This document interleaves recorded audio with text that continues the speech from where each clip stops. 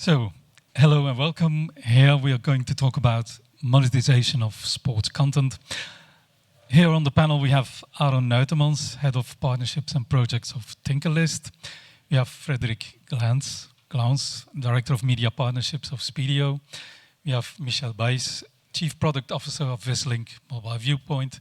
We have Christophe Messa, Director of Strategic Partners, Backlight, Wild Mocha. So we know who you work for, but can you briefly introduce your company, starting from right to left? Okay, so Backlight is a media technology company with solutions for media organization that improves every stage of the content supply chain. So from ideation to pre-production and distribution and monetization. So Backlight was created from the acquisition of 5 successful and innovative companies: Wild Mocha, Zype, F-Track, Celtics, and Iconic. For the topic of this panel, really the highlight is on Wild Mocha and Zype with our solution that enables content creation of any sort of content, really. So it can be near live clips, lives, stories, reels, and channels, and distributed to any destinations. Okay, Fredrik?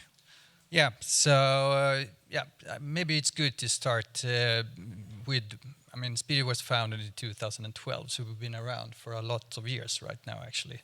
And we're specialists in automatic capture. And in 2012, we started building our sports performance tool, which automatically recorded and captured all the action on the fields used by professional clubs, lower-tier clubs, throughout many different sports all over the globe.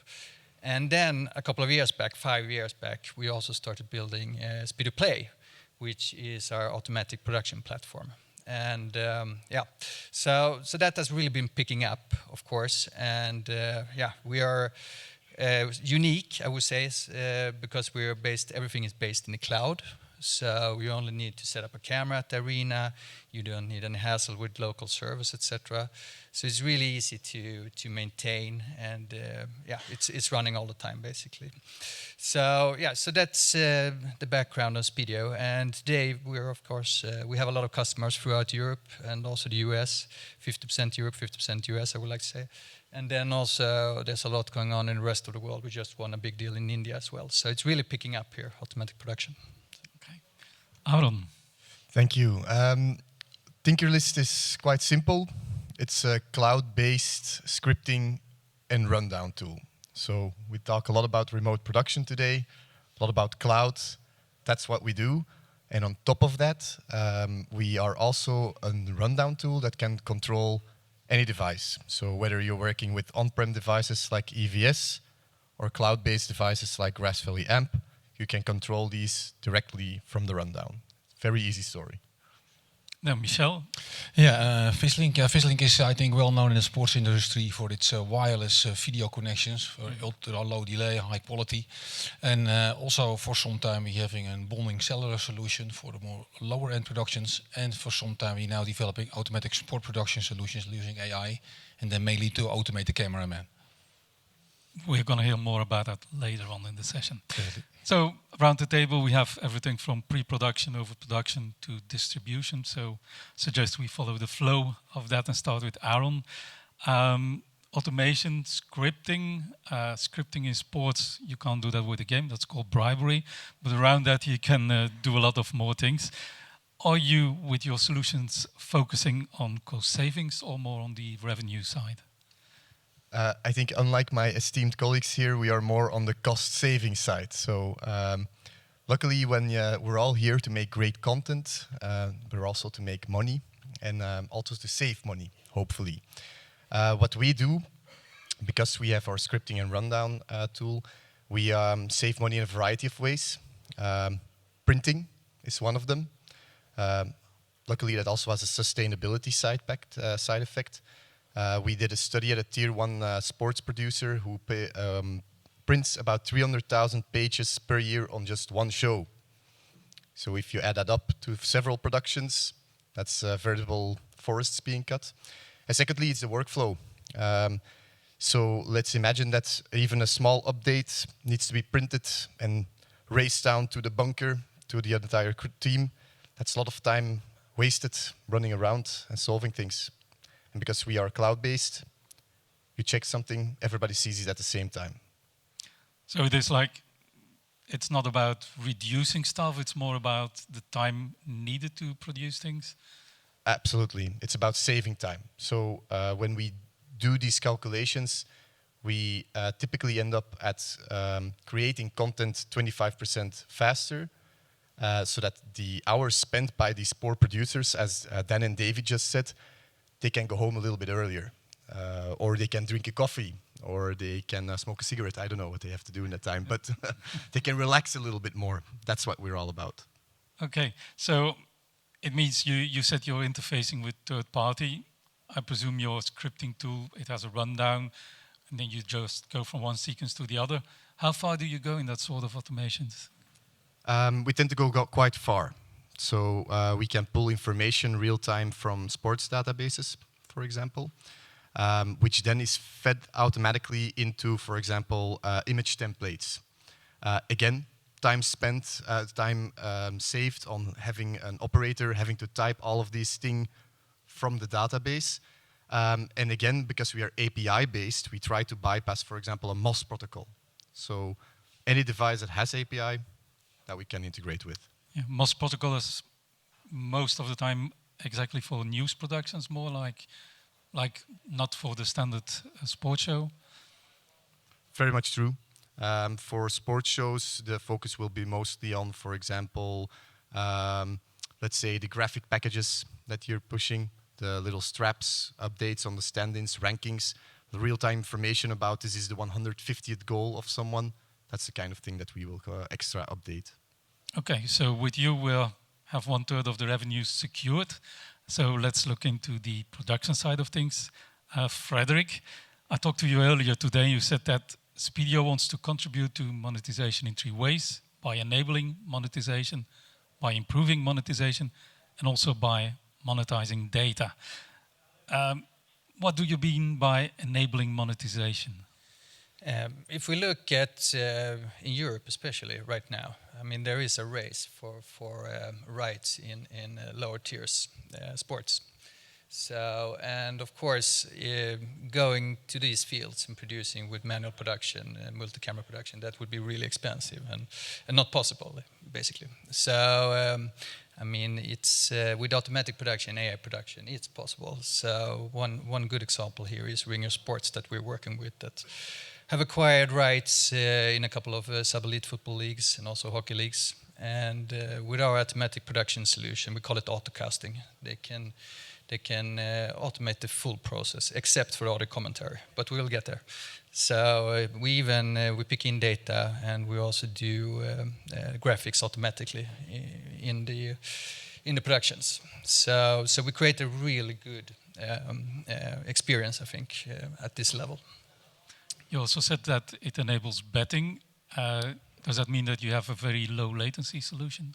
Yeah, exactly. So I mean, we always capture the full field and then we pull it into the cloud, and from that we can do many different feeds and outputs. So one of them is our newly launched low latency feed and sub 3 seconds. So we just signed a deal with the Icelandic Handball League. So we're producing the top men's and women's handball league in Iceland, and there, of course, there's a betting scenario as well.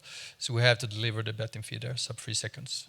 So it's good. And then, of course, we also have other different formats that we're delivering, like tickers, highlight reels, clips, etc. That's really important to deliver to be for the rights acquirers to be able to monetize. So you're not enabling only lower tier sports. You're also doing something to improve the monetization on premium sports. How does automation work there? Yeah, exactly. So, I mean, we are Yeah, so if you look at the premium sports, then of course we're more complementary, I would say. We will not take over a production there. We cannot create that kind of experience. But I'm quite sure that AI production will come in more and more into the higher tiers as well.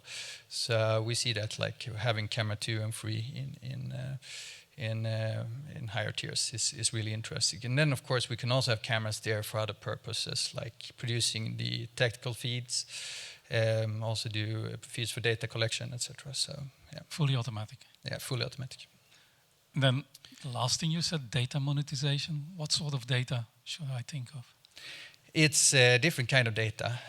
So there's high frequency data, there's low frequency data. So it's a different kind of data for different use cases. So with our Speed Perform solution, we work a lot with professional clubs as well. So utilizing the same cameras out in the arenas. And then the coaches and the analysts can see more like the tactical feeds, they can pan and zoom into the picture. And then, of course, they can add the data layer as well to make really wise decisions from that. And also the scouting market can use this, of course. So it's not data to enhance the actual program, it's data to be sold for other purposes. Yeah, for other purposes as well, but we also use the data, of course, to enhance the experience. So we pick up the data in the production. And then, of course, as I said before, then we make graphics out of that, basically. So we have a tool that we call Storyboard, and we can map data with graphics, basically. So being automatic. Okay. Michel, also very much involved in automation. Yes. I think fishing a little bit in the same pond there. Yes, but we focus really on the high-end sports automations because our customers are most time the 10 big customers are those customers. So they're looking for the more higher-end automation. So we're really looking into that we not doing whole automation for complete match, but only part of it. So that some of the cameramen, normally you bring 7 cameramen, that you can the half of it automate. And also those camera shots that you only see only 20% of the match, for example. So they are not the most important shots, but you save them. And our focus is really in doing high quality. So bringing 60, 50 frames cameras, also be able now to control real pen tilt zoom camera. So you're using AI to detect where the shot has to go, but then you really control a normal camera on a head, on an automatic robotic head to make the shot. So that the experience for the consumer at home is the same. But of course it is done automated. Any problems with directors when a camera is by an AI controlled and he's shouting at it to take a different shot? Of course, but that's also a benefit. Of course, if you use a chat GPT these days, they also make mistakes. So AI will always make mistakes. By having a real director, he can cut away from a camera that makes a mistake. So he can yell, but it will not respond, but he can do something else. And that's of course the nice thing with a hybrid automated production. You can save money and time, but also you have still the ability to switch to the right shot if things tend to go wrong. Yeah. You said something interesting earlier when you said, when we were talking, you said, what we can do with our solutions is rebalance the budget for big sports contracts.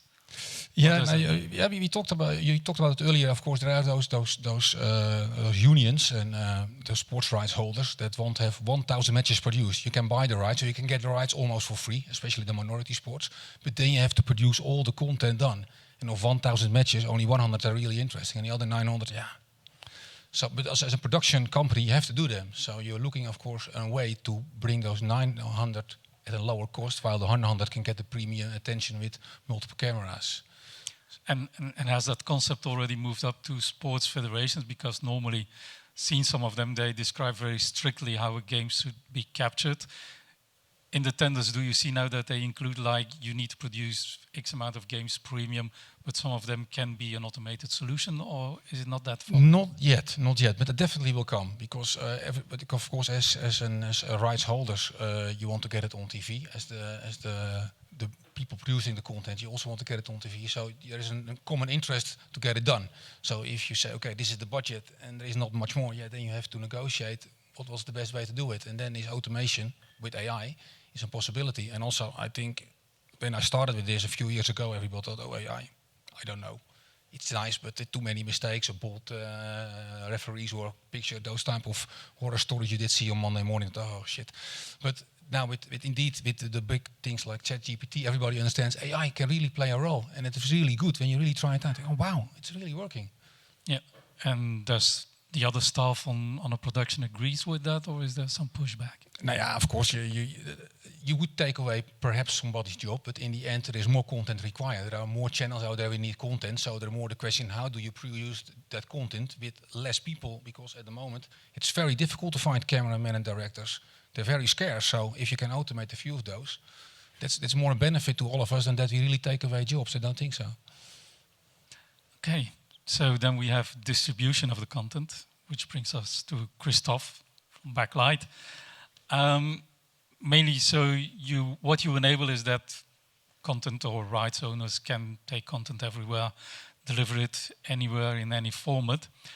I think it's fair to say you're not really involved in the main production, but what you do is B2C monetization. Is that a way of describing it? Yes. So the challenge is that the digital space is very fragmented. So you have audience. So that's the audience. It's us in some respect, scattered across every platform. So a little bit on social, a little bit on OTT platform. So the eyeballs are everywhere. So what's happening is that our clients, so typically broadcasters, media federations, leagues, teams, they are building, say, increasingly sophisticated digital strategies to reach this audience and monetize it. And really, that's where we come in. We partner with these clients to help them execute on their strategy and help them like squeeze every bit of value they get from their rights. And so this, in order to implement these strategies, you have lots of different content that you want to produce and distribute. So it always starts with like the most obvious. So you create near live clips out of your sport content. You create highlights for different sort of versions. Of course, near live clips and highlights, we can automate them. Then you have, with this content that you already have, you can create stories. So, and stories is something you can say publish on Instagram, for example, with a sponsorship. So you can say, okay, this is my best shot of the day sponsored by brand X, or best emotional moment of the day sponsored by another brand. So that's one other way of monetizing. Another aspect is that on which we intervene a lot is the aspect of, say, live hyper distribution. So if you think of a multi-event competition like a golf tournament or the Olympic Games, or like even like the Grand Slam tennis tournament, these are competitions in which a lot of things is going on at the same time. So as a broadcaster or as a producer, you can't put everything on your channel. You need to make a choice here. However, you see, for example, on the Olympic Games, you can be like a judo fan, and you really want to see the competition in its entirety. You don't really care about track and fields or something else. And here, as a broadcaster, what you want to do is just stream it all. Like you have on digital, you don't have the problem of real estate that you have on your broadcast, so you just stream everything. And that's what we do that's one of the things we do for our customers. And of course, when you stream all your lives at the same time, you can add monetization on it. So ads can be triggered directly from our interface at the right time. And it's not. And then, of course, because you generally have less budget to take care of it, a lot of this process is completely automated from ingest to distribution and integrated with the distribution platform.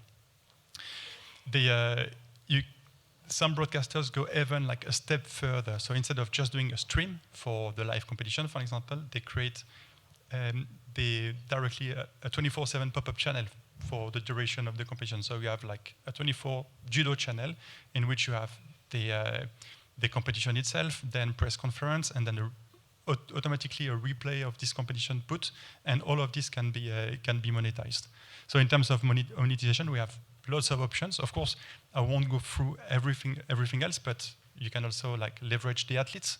So there are a lot of sports in which athletes have more followers on social media than the leagues or the federations they belong to. So this can be leveraged in many different ways. We have a customer doing this in winter sports. And of course, there is the question of how you monetize content after the competition. So and here we have several things. One way is to create, that we see more and more, is create a fast channel, like a linear player channel based on archive footage. So, and still you can monetize it, whether you stream it to fast platforms or on your own operated platform. And you have also a way to fetch content from your archive and publish it to social or wherever when like the news cycle enables it. So you're expanding the reach of content, and thanks to the fact you're cloud-based, you can you're very responsive on what is needed. Exactly. Yeah. To wrap it up, gentlemen, the next days will be the IBC. You will have a booth, or you will be walking around there. What should we come and see you for regarding sports monetization? And will it help reduce the cost or generate additional revenue? Christophe.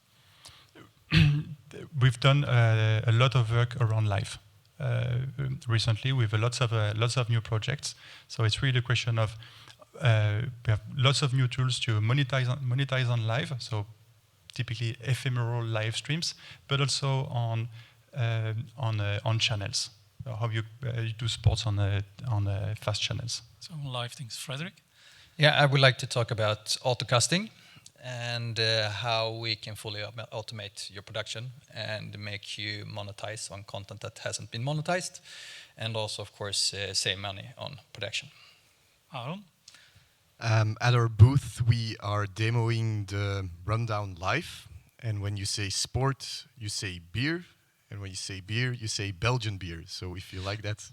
So we need to come drinking, actually, and not ask you any questions. I will come. Michel? Yeah, we will show on our booth our automatic camera solution with different sports like tennis, cycling, and also the greyhound racing, more in UK sport. But if you like it, then come over and check it out, how we do it. We will join forces. Yeah, definitely. Okay. Thank you, Michel, Aaron, Fredrik, Christophe. Give them a round of applause. Thanks a lot.